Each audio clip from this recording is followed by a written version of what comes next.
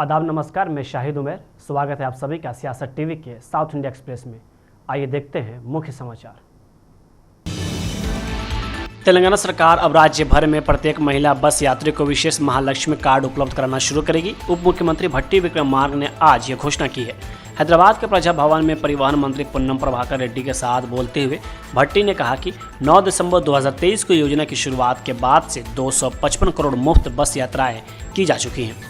उन्होंने कहा कि सरकार ने तेलंगाना राज्य सड़क परिवहन निगम पर बकाया राशि का एक महत्वपूर्ण हिस्सा सफलतापूर्वक चुका दिया है, जो 1400 करोड़ रुपए से घटकर 660 करोड़ रुपए हो गया है, जबकि सीसीएस का बकाया 600 करोड़ रुपए से घटकर 373 करोड़ रुपए हो गया है। भट्टी ने कहा, सरकार की योजना पीएमई ड्राइवर पहल के तहत हैदराबाद में 2800 इलेक्ट्रिक बसें और निजामाबाद और वारंगल में 100 ई बसें शुरू करने की भी है। उप मुख्यमंत्री ने यह भी बताया है कि गुरुकुल संस्थानों के किराए, भोजन और सौंदर्य प्रदान के खर्चों को पूरा करने के लिए 152 करोड़ रुपए की धनराशि जारी कर दी गई है और 100 एकीकृत विद्यालयों को मंजूरी दे दी गई है।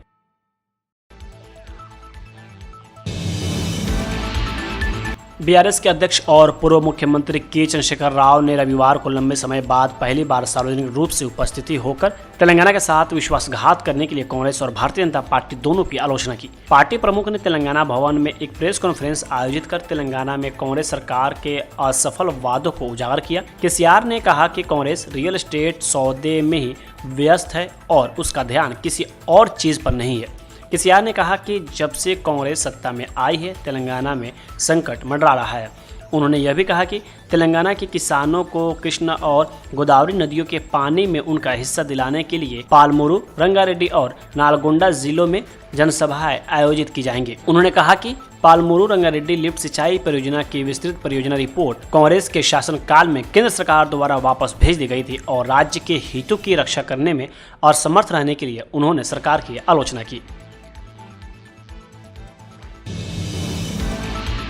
तेलंगाना में विधानसभा चुनाव खत्म होने के बाद करीब 2 साल बाद केसीआर सामने आए और कांग्रेस पे निशाना साधना शुरू कर दिया। इसी बीच कांग्रेस पे किए तंज को लेकर पुन्नम प्रभाकर का बयान सामने आया है, जिसमें उन्होंने केसीआर पे पलटवार करते हुए कहा है कि आप 2 साल फार्म हाउस रहने के बाद कांग्रेस पर आकर क्रिटिसाइज कर रहे हैं, सही नहीं है। अगर आप कोई सुझाव देना चाहते हैं तो हम सुझाव लेने को तैयार हैं, आप सदन में आए, चर्चा करें। लेकिन क्रिटिसाइज को लेकर उन्होंने केसीआर पे हमला बोला है। अगर आप सही भी विपक्ष नेता के काम करना है, सरकार को कुछ सजेशन देना है, हम तैयार है लेने के लिए और floor of the house assembly में चर्चा के लिए भी तैयार है। और वो छोड़ के 2 साल फार्म हाउस में रह के आज आके कांग्रेस को क्रिटिसाइज करके चमड़ा निकालेंगे तो कोई चमड़ा हम आके आपको देने के लिए तैयार नहीं है। चमड़ा निकालने का तो सिर्फ जनता के पास है।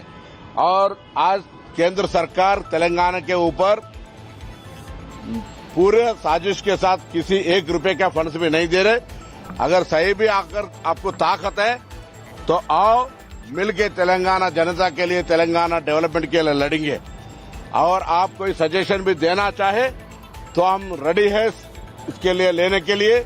मुख्यमंत्री जी कल बोले आप जब आना चाहते तब असेंबली लगाएंगे, असेंबली में चर्चा करेंगे। तेलंगाना हित, तेलंगाना जनता हित और केंद्र सरकार से जो नहीं दे रहा है उनके लिए लड़ने के लिए हम अमेरिकन प्लान ऑफ एक्शन बनाएंगे। उसको छोड़ के सिर्फ 2 साल के बाद आके कांग्रेस को चमड़ा निकालने की बात कहते हैं, कोई नहीं सुनने के लिए तैयार है। देखो, किशन रेड्डी को पहले ये मालूम होना है, सोनिया जी को तेलुगु नहीं आता है। किशन रेड्डी तेलुगु में लेटर लिखा है और मैं ये पूछना चाहता हूँ वो 12 साल में क्या तेलंगाना के लिए किया है और आने वाला दिन में क्या करेगा। और उन्होंने केंद्र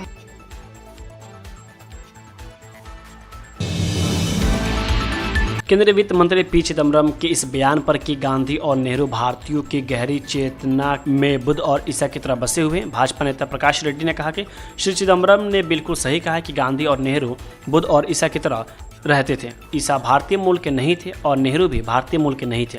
उनका दिमाग और सोच निश्चित रूप से यूरोपीय थी। शायद वे यूरोपियों के लिए गर्व का स्रोत हो, लेकिन भारतीयों के लिए नहीं। जहां तक भारत का सवाल है, हम बुद्ध को स्वीकार करते हैं। कांग्रेस के पूर्व सांसद और नेता हनुमंत राव ने एक बार फिर से आरएसएस को लेकर मोहन भागवत पर तंज कसा है। उन्होंने कहा कि हिंदुस्तान हिंदू राष्ट्र कैसे बन सकता। आगे उन्होंने कहा कि ये हिंदू राष्ट्र कब हुआ, इस देश के लिए सभी ने लड़ा है।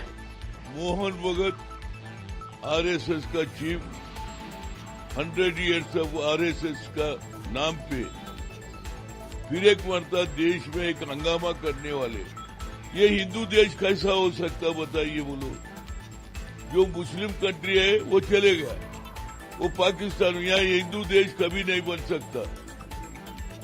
हर मरता कोई न कोई सुलाना, वोटों की राजनीति करते मगर लोगों की तकलीफ नहीं सुनते। विकसित भारत बोल रहे, ये विकसित भारत कब हुआ? महात्मा गांधी, पंडित जवाहरलाल नेहरू, सरदार वल्लभ भाई पटेल, मौलाना, ये सभी लोग देश के वास्ते लड़े। ब्रिटिशों को वापस भिजाने के बाद ये विकसित भारत बोल के आप बोल रहे। अगर देश आजादी नहीं तो विकसित कहाँ भारत का? वैसा महात्मा गांधी को भी अपमान करते हो तुम, जाति पिता को अपमान करते हो तुम। रोजगारी मिलने का काम, लोगों की खाना खिलाने का काम कर रहे तो उसके ऊपर भी एक नया कानून लाके महात्मा गांधी का हटाने का काम कर रहे। ये कब तक चलेगा? मोहन भगत जी दूसरे तरफ बोलते मैं कोई बीजेपी का कोई हमारा ताल्लुक नहीं है। अरे बीजेपी तुम रिमोट कंट्रोल है, you are the remote control. पूरा देश चलाने वाला आरएसएस का मोहन भगत का राज चल रहा है। नरेंद्र मोदी केवल नाम का है और वहां जाके बोलता, असम में बोलता कि ये उस वक्त ये लोग वो पाकिस्तान के तरफ थे। अरे ये पुराने बातें कब तक सुनाते भैया? लोगों के हित में काम करो। विकसित हो, सबका साथ सबका विकास बोलते, फिर इसमें मुसलमान नहीं है, क्रिश्चियन नहीं है, पारसी नहीं है। विकसित भारत कब होता? सभी लोग एक जगह हुए तो इसका विकसित भारत होता। एक कम्युनिटी को तुम हटाने के वास्ते वोटों की राजनीति कर रहे, फिर बोलते मैं मेरे कोई ताल्लुक।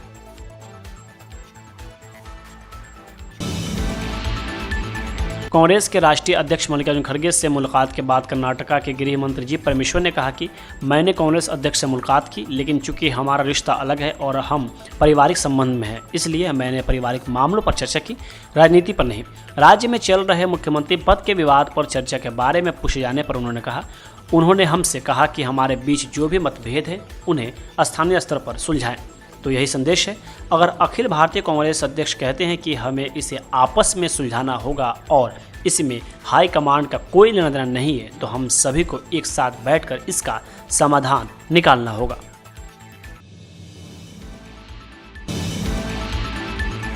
कर्नाटक में अरावली पहाड़ियों पर विवाद पर कांग्रेस नेता सचिन पायलट ने कहा कि अरावली पर सरकार पूरी तरह बेनकाब हो गई है। जिस दिशा की ओर वे बढ़ रहे हैं उससे स्पष्ट हो गया है कि हमारी जो पर्वत श्रृंखला है उसके प्रति उनकी कोई जिम्मेदारी नहीं है। अगर हम उसे नष्ट कर देंगे तो जवाबदेही किसकी होगी? सरकार कोर्ट में जाकर उन बातों को मान रही है जिसका परिणाम अरावली में गए खत्म होने की ओर बढ़ता है और हम उसका विरोध करते हैं। हम 26 दिसंबर को जयपुर में एक मार्च निकालेंगे। अरावली पे सरकार पूरी तरह एक्सपोज हो गई है और जिस दिशा की तरफ वो बढ़ रहे हैं उससे स्पष्ट हो गया कि वो अरावली जो हमारी पर्वत श्रृंखला है उसके प्रति उनकी कोई जिम्मेदारी नहीं है। आने वाली पीढ़ियों के लिए हम लोग उसको अगर नष्ट कर देंगे तो जवाबदेही किसकी होगी? आज चारों राज्यों में, गुजरात हो, राजस्थान हो, हरियाणा, दिल्ली, हर जगह भाजपा की सरकार है, केंद्र में भाजपा की सरकार है। और अगर सरकार कोर्ट में जाके उन बातों पर एग्री कर रही है जिसका परिणाम अरावली के संपूर्ण खत्म होने की तरफ बढ़ता है, उसका हम विरोध करते हैं। हम लोग 26 तारीख को जयपुर के अंदर हम लोग मार्च निकालेंगे। हमारे छात्र संघ के जो साथी हैं वो यात्रा निकाल रहे हैं और नई पीढ़ी के लिए हम लोगों को एक बेहतर पर्यावरण देना है। जो रेगिस्तान का फैलाव बढ़ सकता है, मानसून डिस्टर्ब हो सकता है, पर्यावरण में बहुत संशोधन अपने आप हो जाएगा और ये नकारात्मक होगा। वैसे ही पूरा क्लाइमेट चेंज दुनिया भर में एक बड़ी प्रॉब्लम बना हुआ है। एनसीआर में प्रदूषण हो, इरिगेशन हो, क्रॉप पैटर्न्स हो, वहाँ के जो वाइल्ड लाइफ है वो सब नष्ट हो जाएगी। और आज भी 10,000 से ज़्यादा एंटिटीज़ वहाँ पर इलीगल माइनिंग कर रही हैं। उसको रोकने का काम जिम्मेदारी किसकी? राजस्थान के अंदर, पूरे देश के अंदर। तो इलीगल माइनिंग को बढ़ावा देना अरावली इसको कोई कारण बताकर उसको नष्ट होने देना और उनकी नाक के नीचे हो रहा है। मुझे लगता है ये बात करते डबल इंजन की। यहाँ चार इंजन है, चार इंजन सरकार है राजस्थान के।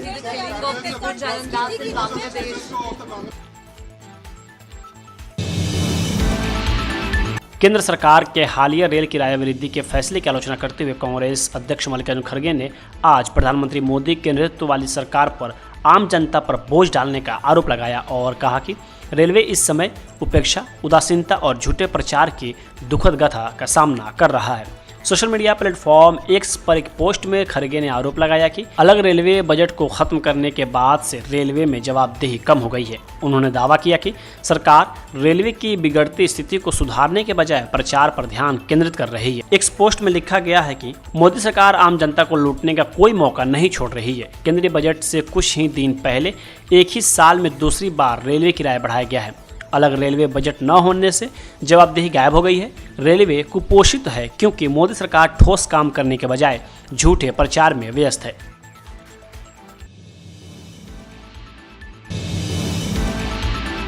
कांग्रेस सांसद शशि थरूर ने नालंदा साहित्य महोत्सव 2025 का उद्घाटन करते हुए कहा कि मैंने सुना था कि पहले बिहार की स्थिति अच्छी नहीं थी, अब सब ठीक है।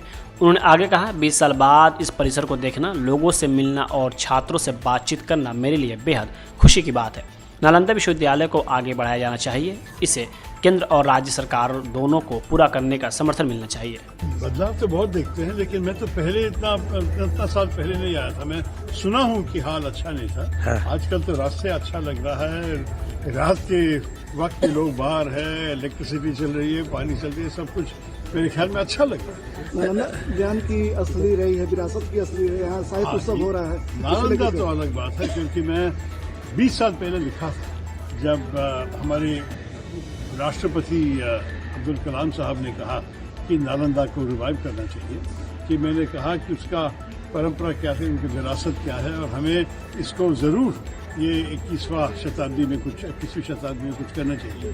तो अभी 20 साल के बाद आके देखना, मेरे आंखों से देखना और ये कैंपस को देखना, लोगों से मिलना और विद्यार्थियों के साथ संपर्क करके उनके साथ इंटरेक्शन करना, ये तो बहुत खुशी की बात है। सर, केंद्र सरकार और राज्य सरकार नालंदा को वैश्विक पहचान दिलाने की बात, नालंदा को आगे लेके जानी चाहिए, बिल्कुल इसमें कोई शक नहीं। पूरा समर्थन देना चाहिए केंद्र सरकार और राज्य सरकार दोनों।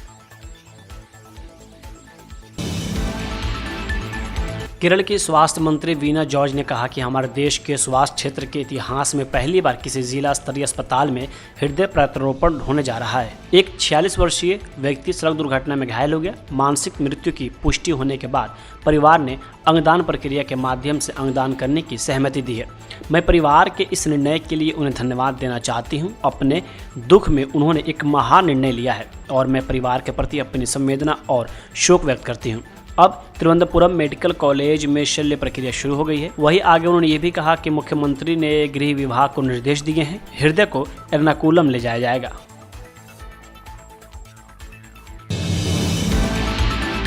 डीएमके सांसद कनिमोझी ने कहा कि हमारी पार्टी के नेता और तमिलनाडु के मुख्यमंत्री ने आगामी विधानसभा चुनाव के लिए एक चुनावी घोषणा पत्र समिति का गठन किया है।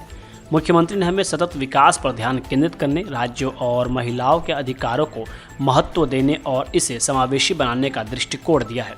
आज हमारी पहली बैठक हुई। हमने तारीखें, जिन केंद्रों पर हम दौरा करेंगे और जिन क्षेत्रों में हम बातचीत करेंगे, उन सभी को तय कर लिया गया है ताकि घोषणा पत्र के लिए सुझाव प्राप्त किए जा सके।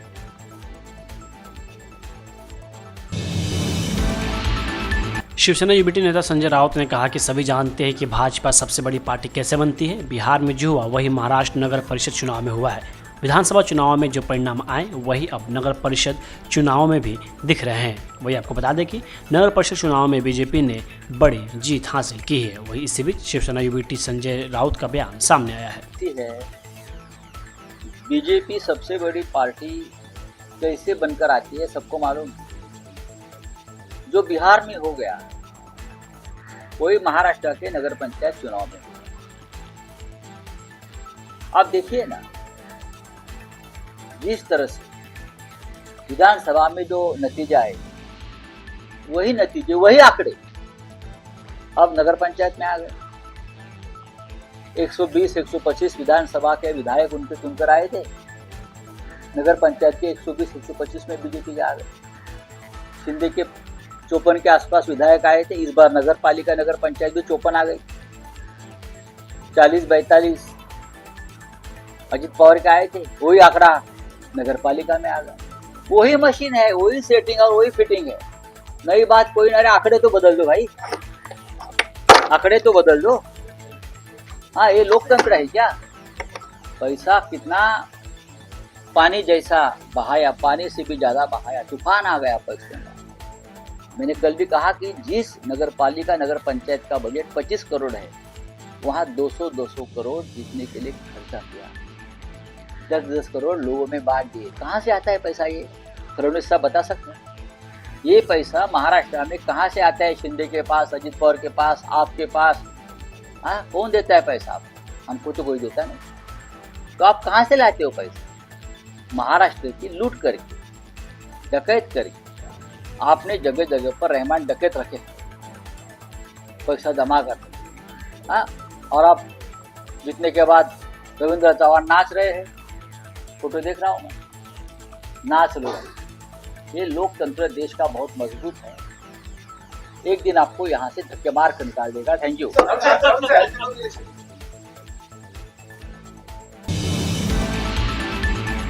साउथ इंडिया एक्सप्रेस यहीं होता है समाप्त। मुझे दे अब इजाज़त। बाकी खबरों के लिए बने रहें सियासत टीवी के साथ।